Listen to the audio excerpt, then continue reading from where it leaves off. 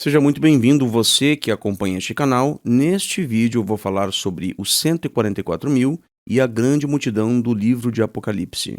Eu quero deixar bem claro que este é um tema muito controverso. As pessoas que deixaram de ser testemunhas de Jeová, os ex-estudantes da Bíblia, enfim, todas essas pessoas têm, em geral, uma visão diferente da que eu vou defender aqui. Mas eu quero deixar claro que eu não estou julgando a ninguém. Se você discorda de mim, é um direito seu. Visto que esse assunto trata de uma profecia, eu posso estar errado, sem sombra de dúvidas. Não estou fazendo esse vídeo aqui como se eu fosse o dono da verdade, como se toda essa instrução que eu estou dando aqui para vocês fosse inerrante e perfeita. Mas eu acredito que esta visão que eu vou defender aqui esteja, de fato, em plena harmonia com as palavras de João no livro de Apocalipse. Então, antes da gente começar, é importante que a gente tenha uma visão correta sobre o desenrolar da revelação de Deus no Novo Testamento. Então, nos 4 evangelhos, que é onde lemos sobre a vida de Jesus Cristo, nós temos um relato incompleto sobre o propósito de Deus. E no que tange à revelação do propósito profético para os últimos dias, apenas algumas pinceladas são dadas no Novo Testamento, nas cartas de Paulo e nos evangelhos. Mas a grande revelação sobre o fim dos tempos está no Apocalipse de João. Tanto que o nome do livro é Revelação ou Apocalipse. Apocalipse significa revelação. Tá? Então nós precisamos entender que no livro de Apocalipse nós não temos apenas uma repetição do que já foi ensinado no Novo Testamento. Não, ao contrário.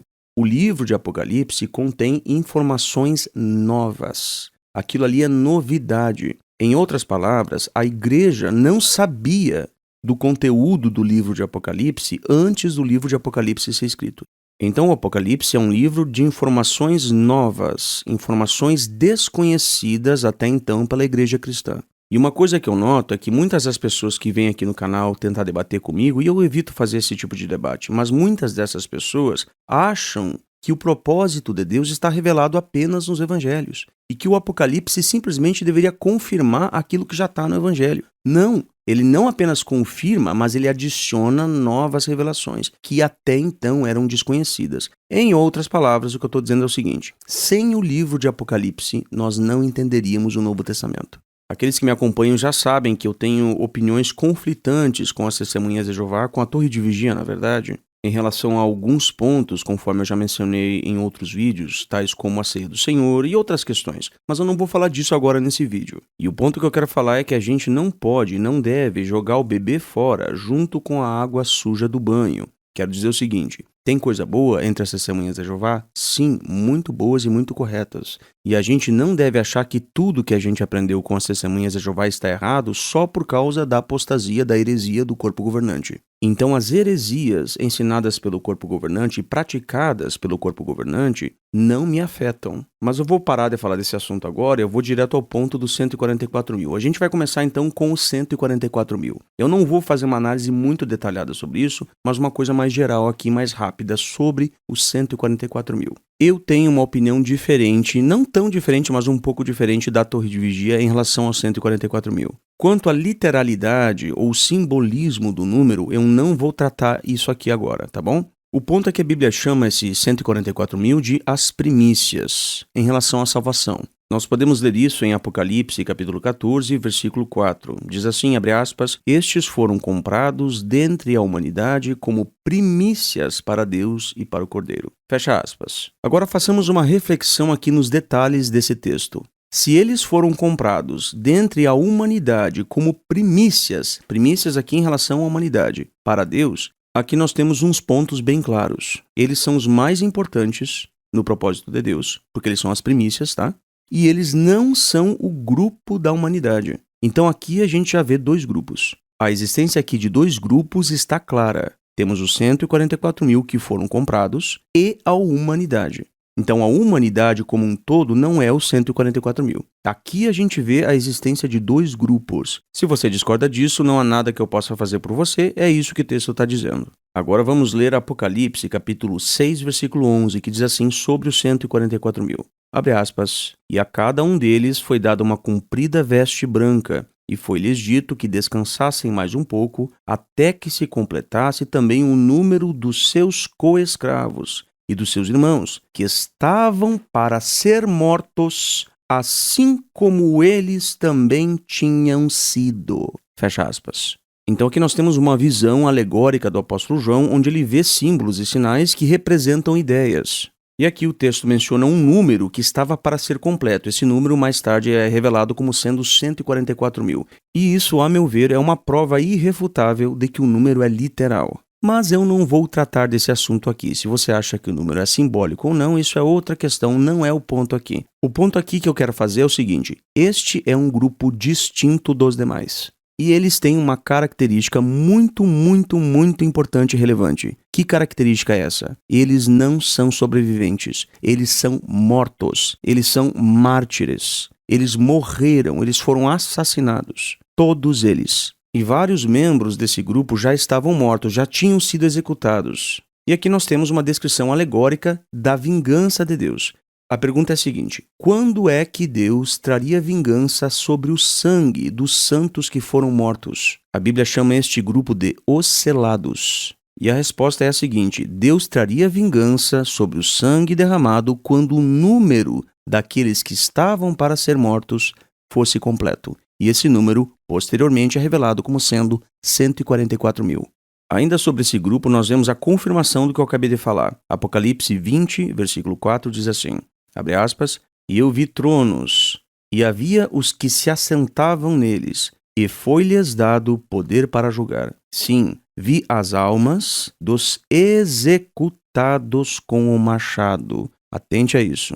Os executados com o machado, pelo testemunho que deram de Jesus e por terem falado a respeito de Deus. Fecha aspas. Qual é a característica novamente citada a respeito dos 144 mil? Eles são mártires, ou seja, eles não são sobreviventes da grande tribulação. Eles morrem. E eu vou repetir isso porque é muito importante que você entenda. E se eu não repito, parece que as pessoas não prestam atenção. Eles morrem.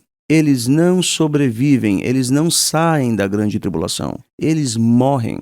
Esta é uma característica repetida 3 vezes em relação aos 144 mil na Bíblia. Então agora vejamos a terceira vez que isso é dito. Apocalipse capítulo 6, versículo 9. Abre aspas. E quando abriu o 5º selo, aqui está falando dos selados, que são 144 mil. Vi por baixo do altar as almas dos que tinham sido mortos por causa da palavra de Deus e por causa da obra de testemunho que costumavam ter. Fecha aspas. Então vou repetir para fixar bem. Os 144 mil selados não são sobreviventes de nada. Eles não sobrevivem. Eles são mortos. É muito importante que você entenda isso. Mas eu discordo. Bom, então você resolve esse problema com Jesus Cristo. Isso é o que a Bíblia está dizendo. E por que é tão importante isso? Porque quando você entende e parte do princípio agora que os 144 mil têm que morrer para receber a sua recompensa celestial, você vai entender que existem 2 grupos de cristãos. Vejamos ainda mais sobre os 144 mil. Diz assim em Apocalipse capítulo 5, versículos 9 e 10. Abre aspas. Digno és de tomar o rolo, isso é o cordeiro aqui, tá bom? Digno és de tomar o rolo e de abrir os seus selos, porque foste morto e com o teu sangue compraste pessoas para Deus, dentre toda tribo e língua e povo e nação, e fizeste deles um reino e sacerdotes para o nosso Deus, e hão de reinar sobre a terra. Fecha aspas. O que é que este texto está dizendo para nós sobre os 144 mil? Qual é a revelação que esse texto nos traz? A revelação aqui é: os 144 mil não são judeus carnais. Eles não são israelitas carnais. Eles são de todo o povo, toda a nação, toda a língua e toda a tribo. Então, mais à frente, nós vamos ler algo um pouco diferente disso, mas que tem uma alegoria, uma analogia muito importante. Diz assim no capítulo 7, versículo 4. Abre aspas. E ouvi o número dos selados, 144 mil selados de toda a tribo dos filhos de Israel. Fecha aspas.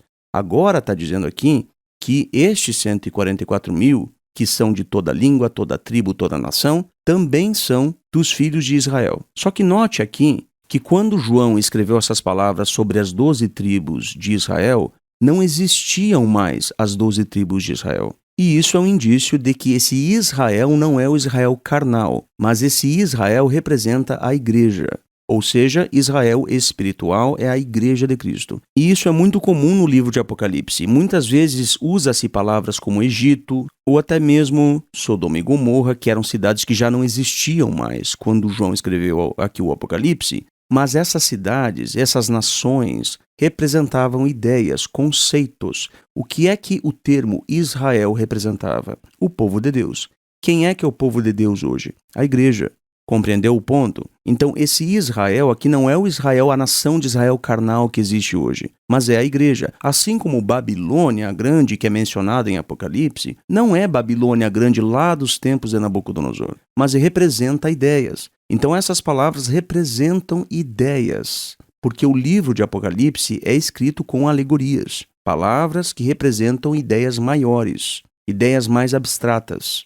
Só que note algo interessante, aqui não diz que esses 144 mil são o Israel de Deus, são o Israel espiritual. Não diz isso. Aqui diz que eles são comprados de toda a tribo dos filhos de Israel. Ou seja, tem um grupo maior, que é as 12 tribos de Israel, e dentre essas 12 tribos, estes 144 mil são comprados. Para que você entenda melhor, me deixe fazer uma analogia aqui.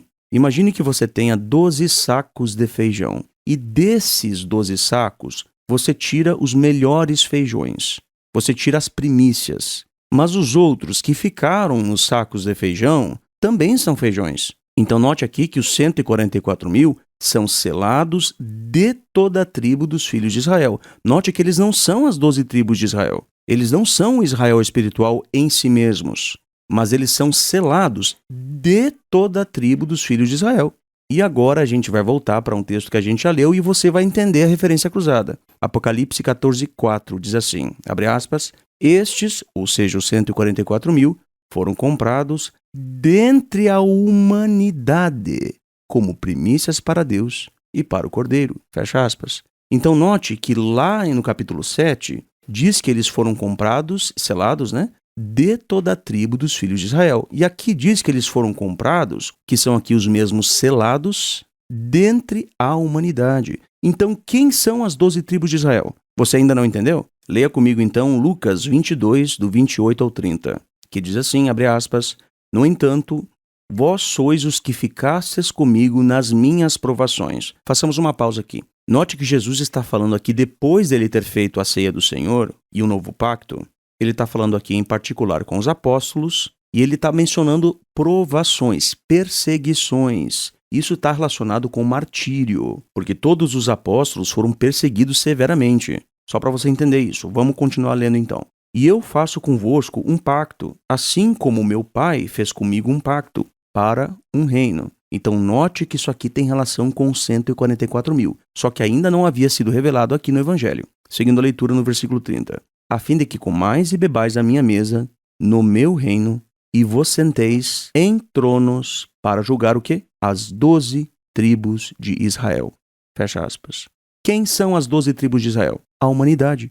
A humanidade. Por isso que lá em Apocalipse, capítulo 7, versículo 4, diz que eles são selados de toda a tribo dos filhos de Israel. Não diz que eles são o Israel de Deus. Não diz que eles são o Israel espiritual. Diz que eles são selados de toda a tribo dos filhos de Israel. E, a partir disso, eles julgam essas 12 tribos de Israel. Então, quem é que é o Israel? É toda a humanidade. Não são só eles. Só para deixar claro, então, a organização Torre de Vigia das Testemunhas de Jeová não ensina isso. Ela ensina que o Israel espiritual é, em essência, em plenitude, apenas os 144 mil. Mas eu vejo base para se concluir algo diferente. Conforme eu mostrei aqui, agora você tem a informação completa, os dois lados da moeda, e você pode avaliar o que faz sentido para você. Apenas lembrando aqui que se esse número é literal ou não, não vem ao caso. Aí você talvez diga, mas eu acho que esse número é simbólico, ele não pode ser literal. Bom, isso é outra questão que não tem nada a ver com o vídeo que eu estou fazendo. Eu não estou aqui tratando sobre se os filhos de Deus são apenas esses 144 mil. Eu não estou falando disso aqui nesse vídeo. Por favor, eu vou deixar bem claro isso. Não pressuponha conceitos, ideias e pensamentos da minha pessoa que não foram expressos aqui nesse vídeo. Eu detesto que as pessoas façam isso. Se eu não disse algo, por favor, não me acuse de ter dito algo que eu não disse, porque você vai ser bloqueado. Quando eu discuto um assunto, eu sou uma pessoa muito centrada. Eu não discuto vários assuntos ao mesmo tempo. Eu discuto só um ponto e vou naquele ponto até que o ponto seja esclarecido. Eu detesto essa ideia das pessoas misturarem assuntos. Ah, mas existe uma só esperança para todos os cristãos, isso eu não sei o que, a torre de vigia, isso. Irmão, eu não estou falando disso. Eu estou falando exatamente o que eu estou falando e apenas o que eu estou falando. Outra coisa que eu não gosto é de usar termos e expressões que não estão na Bíblia. Por exemplo, eu não uso certas expressões que a Organização das Testemunhas de Jeová usa, tais como cristãos com esperança terrestre ou cristãos com esperança celestial. Eu não gosto de usar expressões inventadas porque elas são o primeiro passo para um conceito inventado. Primeiro muda uma palavra aqui, uma palavra ali, dali um pouco está tudo uma bagunça em conceito. Eu não gosto disso.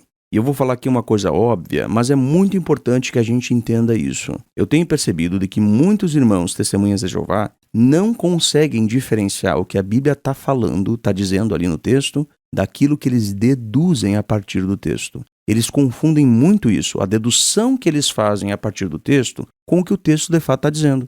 Por exemplo, muitos dizem assim, as outras ovelhas mencionadas por Jesus têm esperança terrestre. Onde é que diz isso na Bíblia? A Bíblia não diz isso. Isso é uma dedução com base em referências cruzadas, com base nisso, naquilo, sabe-se lá no quê. Mas é uma dedução. Se ela está certa ou não, se ela é correta ou não, é outra questão. Ela é uma dedução. O ponto que eu quero que você entenda é o seguinte, você não pode usar esta dedução como base para concluir outras coisas. A dedução é o fim, ela não é base para nada. A dedução é o término do assunto, ela não é o início de outro assunto. Se você usar uma dedução para iniciar outro raciocínio, amigo, aí você ferrou tudo. Aí vira bagunça. Tá bom? Então a gente só pode deduzir algo com base no que está escrito na Bíblia. Não se deduz algo com base em algo que foi também deduzido.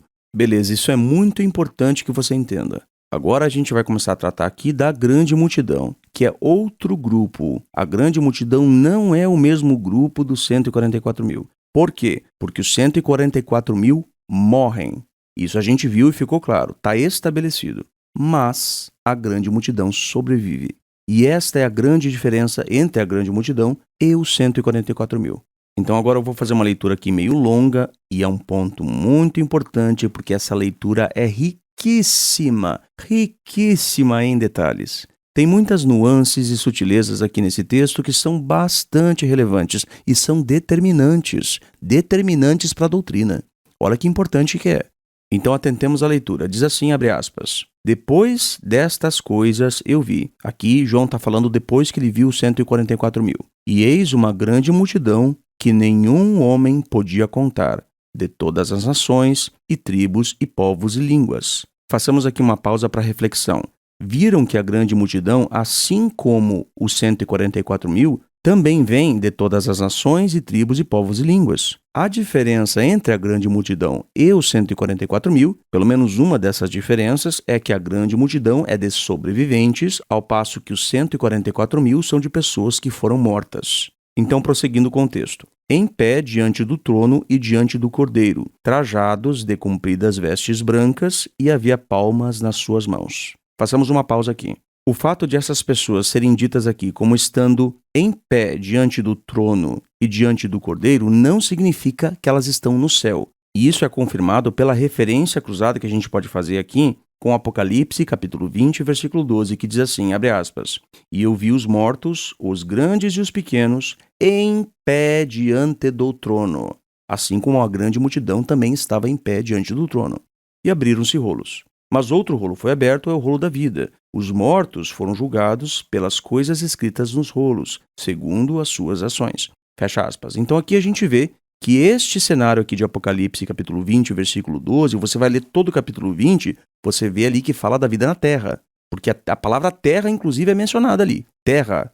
Repito, capítulo 20 de Apocalipse, trata especificamente da vida na terra. Então, a pessoa pode estar na terra em pé diante do trono, porque isso está na Bíblia. Então, o fato ali dizer que a grande multidão estava em pé diante do trono e diante do Cordeiro não significa que a grande multidão esteja no céu. Poderia se referir ao céu isso? Poderia, mas não necessariamente. Por quê? Porque também poderia se referir à terra.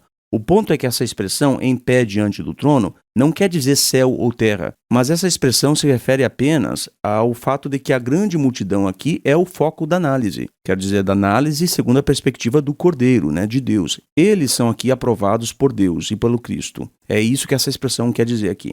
Prossigamos então com a leitura. Olha o que diz ali, trajados de compridas vestes brancas. Façamos uma pausa. O que é que isso significa? Isso é um indício fortíssimo de que os membros da grande multidão eram cristãos antes da grande tribulação. Ou seja, se eles estão trajados de vestes brancas, significa que eles venceram o mundo. Significa que eles se purificaram antes do fim, antes da grande tribulação, ou mesmo durante a grande tribulação. O ponto aqui é que eles não se converteram, eles não aceitaram o Cristo apenas depois da grande tribulação. Não. Eles aceitaram o Cristo antes do término da grande tribulação. E por isso eles têm essas vestes brancas. O texto prossegue. E havia palmas nas suas mãos. Olha só que ponto interessante. Isso tem uma referência cruzada. Leia comigo João capítulo 12, versículos 12 e 13, que dizem assim. Abre aspas. No dia seguinte, a grande multidão que tinha vindo à festividade, ao ouvirem que Jesus vinha a Jerusalém, tomaram ramos de palmeiras e saíram ao encontro dele. E começaram a clamar, salva, rogamos-te, bendito aquele que vem em nome de Jeová, sim, o rei de Israel. Fecha aspas. Então olha que detalhe interessante, esta grande multidão aqui de João capítulo 12 é um tipo profético, é uma representação profética da grande multidão que João viu em Apocalipse capítulo 7. E estes eram cristãos, estes não eram do grupo dos apóstolos, mas estes eram cristãos israelitas carnais.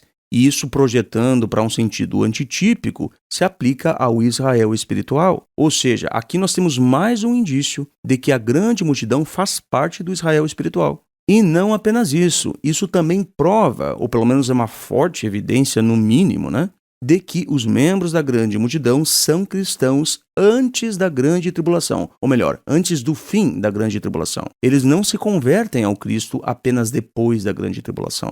Por quê? Porque eles já estão esperando o Cordeiro com palmas nas mãos. Seguindo então a leitura de Apocalipse capítulo 7, que diz assim, versículo 10, e gritavam com voz alta, isso é, os membros da grande multidão, dizendo, devemos a salvação ao nosso Deus, que está sentado no trono, e ao Cordeiro. Fecha aspas. Aqui nós temos mais uma evidência de que os membros da grande multidão são o povo de Deus. E se eles são o povo de Deus, eles têm que fazer parte do novo pacto, porque o novo pacto diz exatamente isso, tá bom? Seguindo no versículo 11. E todos os anjos estavam em pé ao redor do trono e dos anciãos e das 4 criaturas viventes, e prostraram-se sobre os seus rostos diante do trono e adoraram a Deus, dizendo, Amém. A bênção, a glória e a sabedoria e o agradecimento e a honra e o poder e a força sejam ao nosso Deus para todo sempre. Amém. E em resposta, um dos anciãos me disse, façamos uma pausa aqui. Este ancião aqui é um dos 24 anciãos que estão sentados no trono. A organização Torre de Vigia diz que esses anciãos representam os 144 mil, mas eu tenho um pé bem atrás com relação a isso. Mas não é esse o assunto do vídeo, tá bom? Eu, na verdade, tenho dúvidas sobre quem seriam ou o que representariam esses 24 anciãos. Mas isso é assunto para outro dia, esse não é o ponto do vídeo aqui. Prosseguindo com a leitura, no versículo 13. E em resposta, um dos anciãos me disse, quem são estes que trajam compridas vestes brancas e de onde vieram? Muita atenção nessa hora, porque aqui a identidade dos membros da grande multidão será revelada. No versículo 14, João disse, eu lhe disse assim imediatamente, meu Senhor, és tu quem sabes? Ele me disse, estes são os que saem da grande tribulação e lavaram as suas vestes compridas e as embranqueceram no sangue do Cordeiro. Olha que interessante. O que é que essas palavras saem da grande tribulação significam? Elas significam literalmente que os membros da grande multidão sobrevivem na terra à grande tribulação. Ou seja, eles saem vivos da grande tribulação ou da grande aflição, como também é chamada. Essa expressão sair da grande tribulação ou sair da grande aflição significa sair vivo ou sobreviver à aflição. E a gente pode ver um exemplo disso em Atos, capítulo 7, versículo 10, onde lemos sobre como Deus ajudou José no Egito. Veja só, a Bíblia diz ali em Atos que Deus o livrou de todas as suas aflições ou tribulações. Então a expressão grega ali em Atos usada para descrever de todas as suas tribulações, ou de todas as suas aflições, das quais Deus livrou ou salvou José, né? É a mesma usada lá em Apocalipse em relação à grande multidão e à grande tribulação. Ou seja, a grande multidão vem da grande tribulação, ou seja, de dentro para fora. Ela sai da grande tribulação.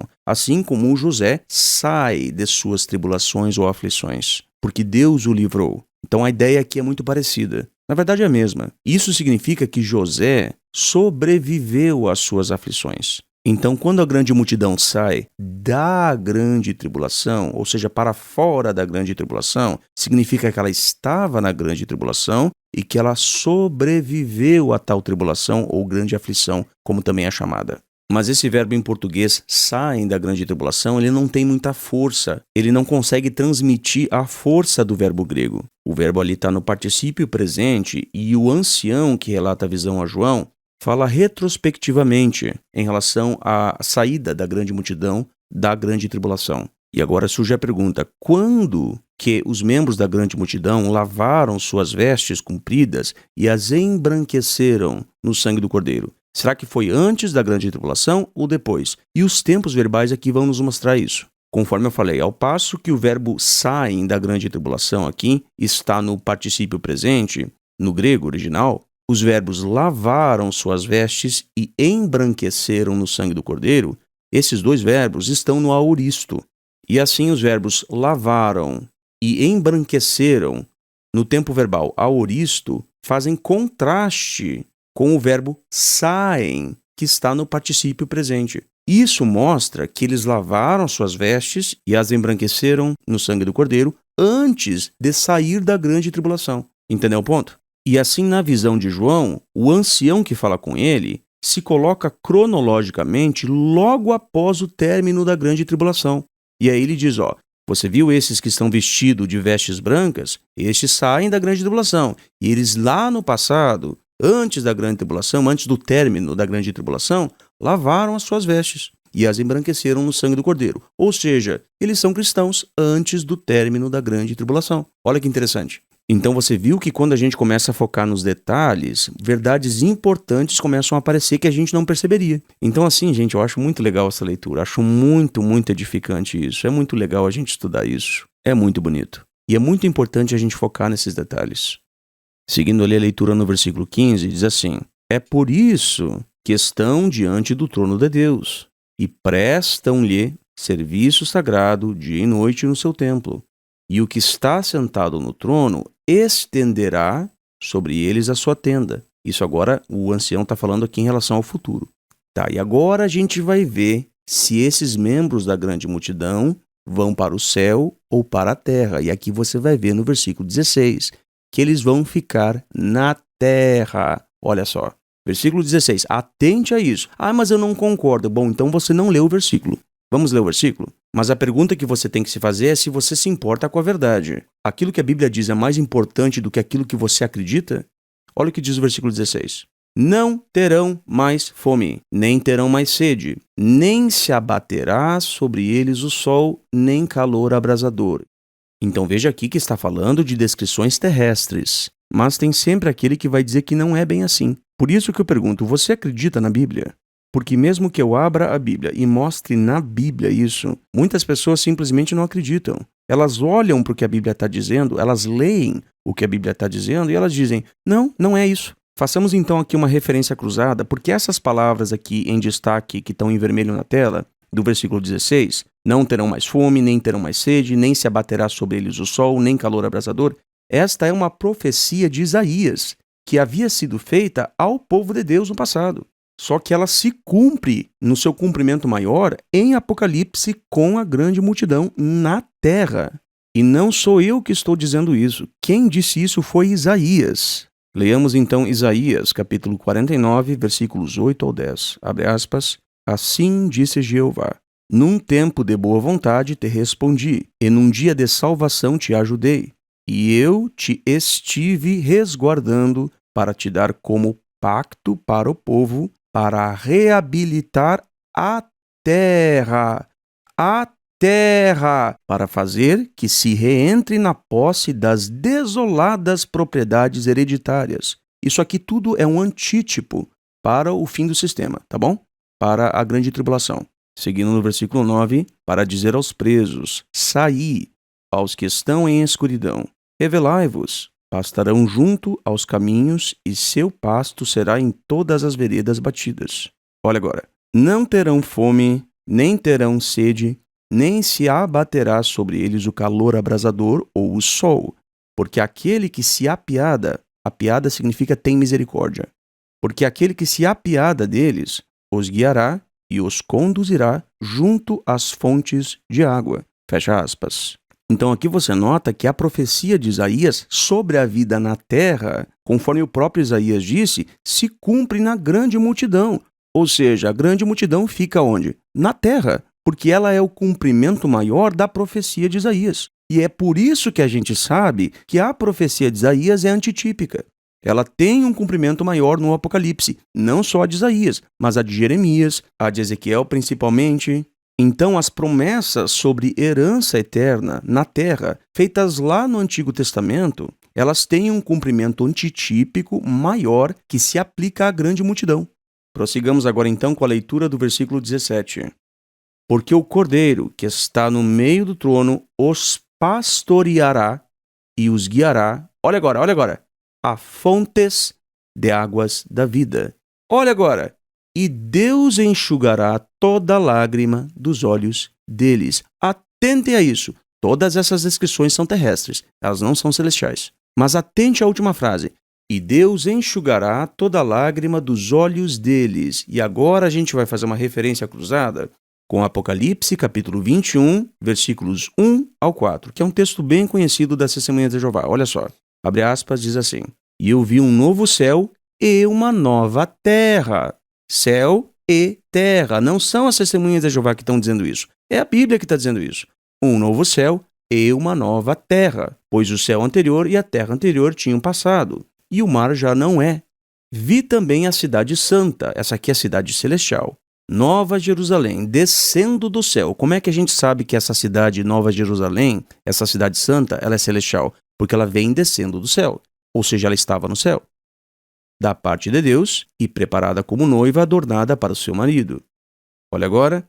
Com isso, ouvi uma voz alta do trono dizer: Eis que a tenda de Deus está com quem? Com a humanidade. Então, veja só, a Nova Jerusalém desce do céu, a tenda de Deus está com a humanidade na terra, porque humanidade é terra, não é céu, e ele residirá na terra com eles, com a humanidade, né? E eles, a humanidade, serão os seus povos. O próprio Deus estará com eles, e enxugará dos seus olhos toda lágrima, e não haverá mais morte, nem haverá mais pranto, nem clamor, nem dor. As coisas anteriores já passaram. A quem isso se aplica? A toda a humanidade na Terra. Não só a grande multidão, mas a todos os ressuscitados aqui. Mas olha que interessante. Essas palavras, enxugará dos seus olhos toda lágrima, se referem às pessoas na Terra. Elas não se referem às pessoas no céu. Elas se referem sempre às pessoas na Terra. E isso é a mesma coisa que é dita da grande multidão lá no versículo 7. Isso indica o quê? Que a grande multidão sobreviverá